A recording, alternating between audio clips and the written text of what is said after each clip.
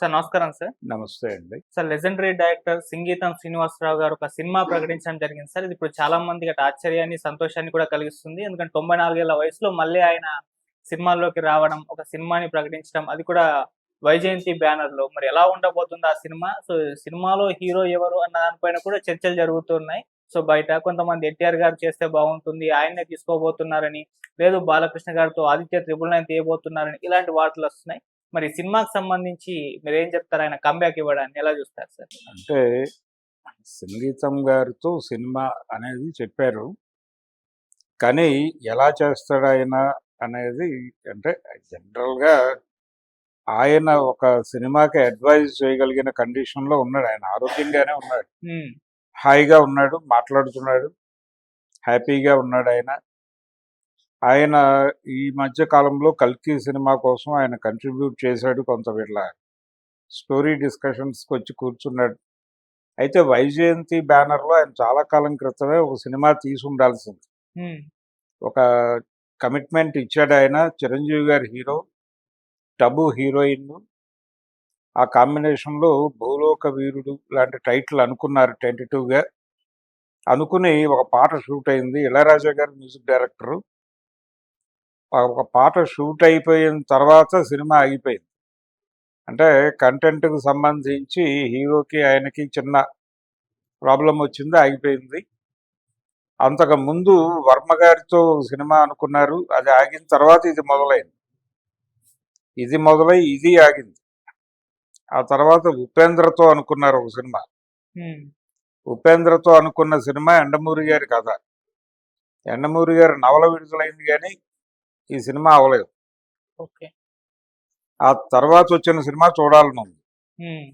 3 సినిమాల తర్వాత చూడాలనుంది అనే స్క్రిప్ట్‌తో చిరంజీవి గారు, గుణశేఖర్ డైరెక్షన్‌లో బయటకు వచ్చింది సినిమా. అది బాగానే ఆడింది.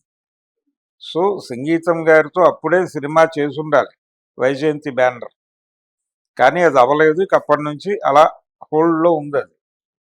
కాబట్టి ఇప్పుడు ఆ ప్రాజెక్ట్ లాంచ్ అవుతోంది అనుకోవాలి. అనుకుంటే ఇప్పుడు చిరంజీవి గారు యాక్టివ్‌గానే సినిమాలు చూస్తున్నాడు. పైగా ఆయనకి కొంచెం జానపద తరహా సినిమాలు చేయాలి అనేటువంటి ఒక కోరిక ఉంది. ఈ జనరేషన్ అంటే చిరంజీవి గారి జనరేషన్ హీరోతో జానపదం చేసినటువంటి చరిత్ర ఉంది ఆయనకి, సంగీతం గారికి.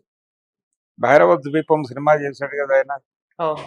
అలాగే ఆయన పౌరాణికం కూడా చేశాడు బాలకృష్ణతో. పౌరాణికం చేశాడు, సోషో ఫ్యాంటసీ చేశాడు. సో ఈ జానర్లలో ఏదో ఒక జానర్లో ఆయన చేయొచ్చు సినిమా. హ్మ్. పౌరాణిక సినిమా చేయలేదు అనేటువంటి ఒక వెలుతుంది చిరంజీవి గారికి. చిరంజీవి గారికి ఈ బ్యానర్తో అనుబంధం ఉంది. ఓకే.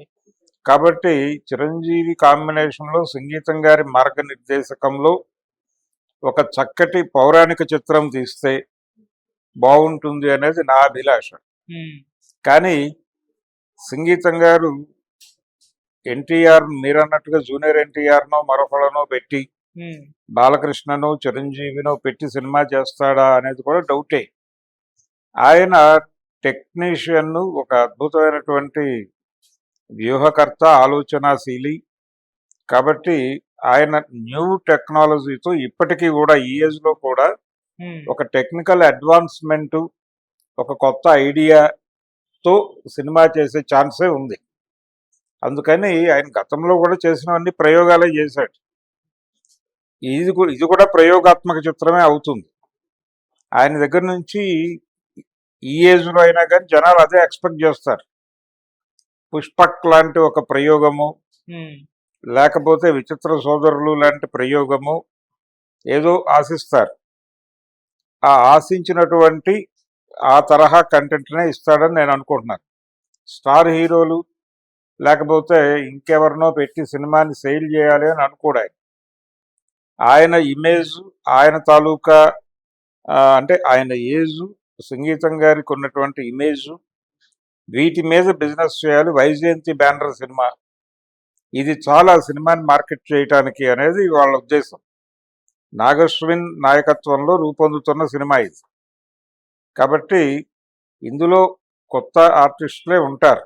హ్మ్. కొత్త ఆర్టిస్టులు ఉంటారు. కొంతమంది ప్రామినెంట్ ప్రామినెంట్ ఆర్టిస్టులు కూడా ఉండొచ్చు, కానీ వాళ్ళు జస్ట్ వైజయంతిలో వైజయంతితో అనుబంధం ఉండి, అలాగే సంగీతం గారితో ఒక అనుబంధం ఉండి, ఈయనతో ఒక సినిమా చేయాలనేటువంటి కోరిక ఉన్న వాళ్ళు ఎవరైతే ఉన్నారో వాళ్ళతో ఒక షాట్ అర షాట్ తీసేసి వాడినా వాడచ్చు.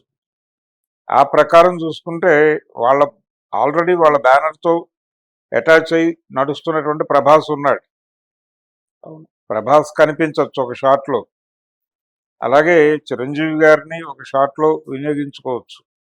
ఆయనకి అలాంటి అపీరెన్స్లు ఇచ్చిన చరిత్ర ఉంది గతంలో. జయసుధ గారి కోసం ఒక సినిమాలో, శివనాగేశ్వరరావు గారి డైరెక్షన్లో ఒక సినిమాలో ఆయన అలా క్యామియో చేశాడు, జస్ట్ అలా కనిపించే క్యారెక్టర్. అలా జూనియర్ ఎన్టీఆర్, బాలకృష్ణ అందరినీ వాడచ్చు. ఎందుకంటే అందరితోనూ అశ్విని దత్తుకి మంచి సంబంధాలే ఉన్నాయి కాబట్టి. అవును.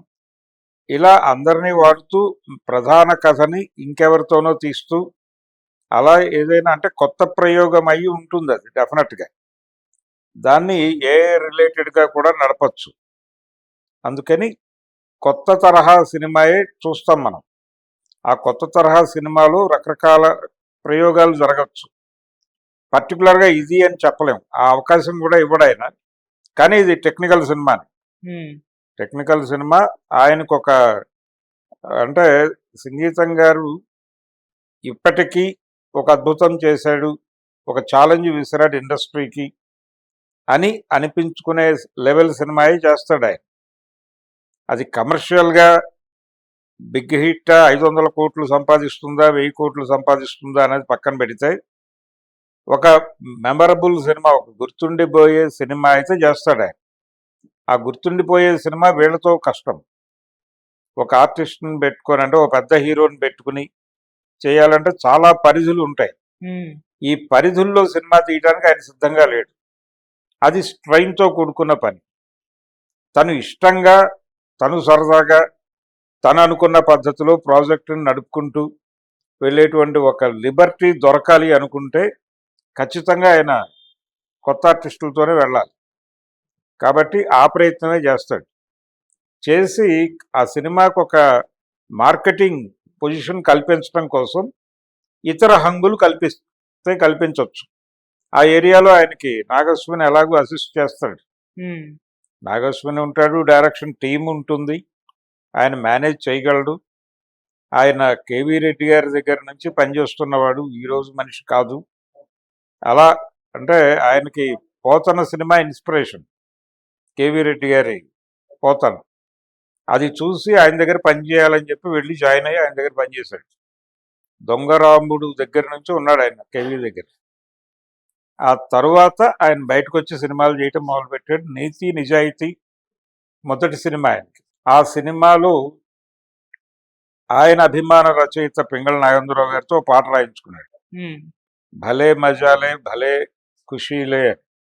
ఆ పాట ఘంటసాల, బాలసుబ్రహ్మణ్యం ఇద్దరు పాడారు. బాలసుబ్రహ్మణ్యం గారు ఆ మధ్య ఎప్పుడో పింగళ నాగేంద్రరావు గారి సాహిత్యం నేను పాడలేకపోయాను అని ఒక పాడతా తీగ కార్యక్రమంలో ఆవేదన వ్యక్తం చేశాడు. ఈ పాట మర్చిపోయి ఈ ఒక్క పాటే పాడాడు ఆయన, పింగళ గారి సాహిత్యం. ఆ ఘనత దక్కింది సంగీతం శ్రీనివాసరావు గారికి. ఎందుకంటే ఆయన విజయ కాంపౌండ్ నుంచి బయటకు వచ్చాక పెద్దగా బయట ఎవరికి రాయలేదు. విఠలాచార్య గారు ఏదో 2-3 సినిమాలకి ఆయనతో రాయించుకున్నాడు, కానీ ఇంకెవరూ ఆ సాహసం చేయలేదు. సంగీతం గారు చొరవగా వెళ్ళి ఆయనతో పాట రాయించుకోగలిగాడు. అలా కొన్ని ప్రత్యేకతలు ఉన్నాయి. అలాగే పింగళ నాగేంద్రరావు గారి ఈయన పెళ్లికి ఒక టేబుల్ బహుమతిగా ఇచ్చాడు, ఇప్పటికీ ఉంది వాళ్ళ ఇంట్లో. అదొక పర్యాటక వ్యవహారం. నాగేంద్రరావు గారి అభిమానులందరికీ అది ఒకసారి చూసి రావాలనే కోరుకుంటుంది. అలా ఆ ఫ్యామిలీతో ఆయనకు ఒక అటాచ్మెంట్ ఉండేది, ఆయన వైఫ్తోనూ ఈయనతోనూ కూడా ఒక అనుబంధం ఉండేది. అలా విజయ కాంపౌండ్ మనిషి ఈయన. ఇప్పుడు వైజయంతిలో సినిమా చేస్తున్నాడు. వైజయంతి బ్యానర్కి కూడా ఒక రకంగా వాహిని కాంపౌండే పునాది. సో ఒక అద్భుతమైనటువంటి సినిమా, న్యూ జన్ సినిమా, కొత్త జనరేషన్ తాలూకా కొత్త తరానికి గుర్తుండిపోయే సినిమా చేసేటువంటి ప్రయత్నంలో ఉన్నాడు ఆయన. ఓకే. అందుకని అది ఎలా ఉంటుంది అని ఇదమిత్తంగా చెప్పడం కష్టం. హ్మ్. అది సంగీతం గారి లెవెల్లో ఉంటుంది అని చెప్పడం తప్ప. Okay sir. సంగీతం శ్రీనివాసరావు గారి జీవితంలో ఒకే ఒక్క చేదు అనుభవం. అది ఆయన ఒక సినిమా చేశాడు కాట్రగడ్డ మురారి గారికి. హ్మ్. కాట్రగడ్డ మురారి, విజయ్ బాపినేడు కలిసి ఒక సినిమా చేశారు 'జయగంటలు' అనే పేరుతో. ఆ సినిమా సంగీతం శ్రీనివాసరావు గారిని డైరెక్టర్గా తీసుకున్నారు. హ్మ్. కానీ సినిమా టేకింగ్కి సంబంధించి మురారితో ఆయనకి విభేదాలు వచ్చాయి. ఆ విభేదాలు కొనసాగాయి. ప్రాజెక్ట్ కంప్లీట్ అయిపోయింది. దర్శకత్వం సంగీతం శ్రీనివాసరావు అని వేసుకోవడం ఈయనకు అలవాటు. వాంటెడ్గా మురారి గారు ఆ సినిమాకి దర్శకత్వం ఎస్ శ్రీనివాసరావు అని వేస్తాడు. అది అలా పగ తీర్చుకున్నాడు ఆయన ఈయన మీద. ఓకే. ఆ ఒక్క వివాదం తప్ప ఈయన అది కూడా ఈయనకు గుర్తులేదు. ఈయన వదిలేశాడు ఆ రోజే. కానీ ఆయన గుర్తుపెట్టుకుని రాశాడు దాన్ని తన పుస్తకంలో. నేను నేను నా సినిమాలకు పనిచేసిన ఏ డైరెక్టర్తోనూ నాకు వివాదం రాలేదు కానీ ఈయనతో వచ్చింది అని. హ్మ్. అయితే రాఘవేంద్రరావు గారితో కూడా గొడవ ఉంది ఆయనకి, మురారి గారికి. ఓకే. కాబట్టి ఆయన చెప్పుకున్నట్టుగా ఈయనే మొదటివాడు కాదు. అందుకని ఇండస్ట్రీలో ఎటువంటి కాంట్రవర్సీలు లేనటువంటి ఒక ఇంటలెక్చువల్ ఏరియాలో ఆదరణ ఉన్నటువంటి ప్రజలు ఆయన దగ్గర నుంచి కొత్త విషయాన్ని ఎక్స్పెక్ట్ చేస్తున్న పరిస్థితి ఈ రోజుకి ఉంది కాబట్టి హ్మ్. సంగీతం గారు వీళ్ళెవరిని భంగపరచని సినిమా తీస్తాడు. Thank you so much sir. Thank you.